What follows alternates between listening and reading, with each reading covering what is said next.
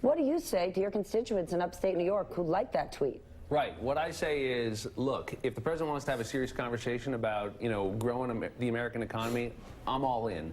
If we want to talk about rebuilding our infrastructure, if we want to talk about, smart manufacturing, if we want to talk about the skills gap, so we are doing better career and technical education for all the folks in my district who can't take the jobs that are actually open there with a low unemployment rate that they could support a family on. There's so many good things we can be doing, but I do think until you're in relationship with those voters, until they trust you, they think you get it, they are more likely to go with this guy, because when they see him crashing around among these global elites who all kind of gather up their scorn for this guy, that is exactly why they supported him, because this whole system is so brilliant internationally.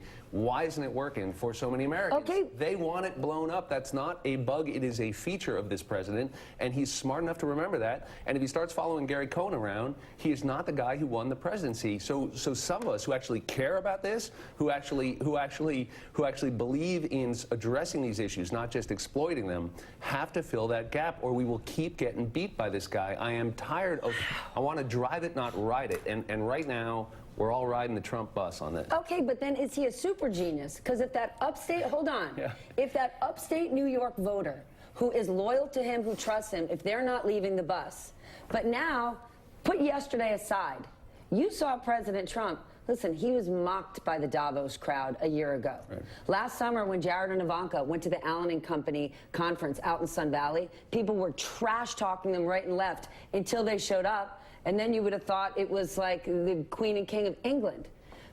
Gary Cohn has won over a lot of wealthy people in the last year, leaving carried interest in with the tax cut.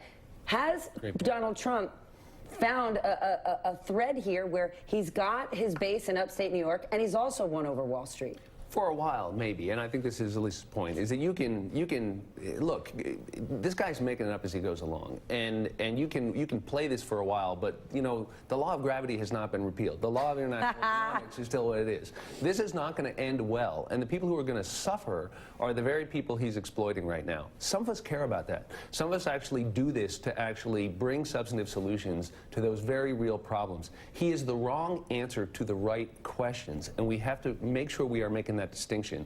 I don't think this ends well, and then a bunch of us are going to go around and try to clean it up. But the problem is you sound like, the parents coming home the next morning after you had the party all night, and who do you want to hang out with? The people who are having the party, or the people who are saying you got to get up and work in the morning, or now it's time to clean up the mess?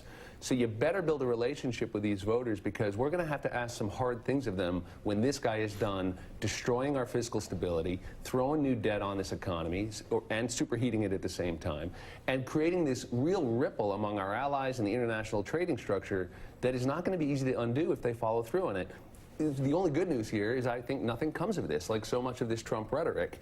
But meanwhile, we all exhaust ourselves on this stupid thing, and Vladimir Putin is bragging about smart cruise missiles that can attack the United States, and the President of the United States is nowhere on that. Damn, Sean Maloney.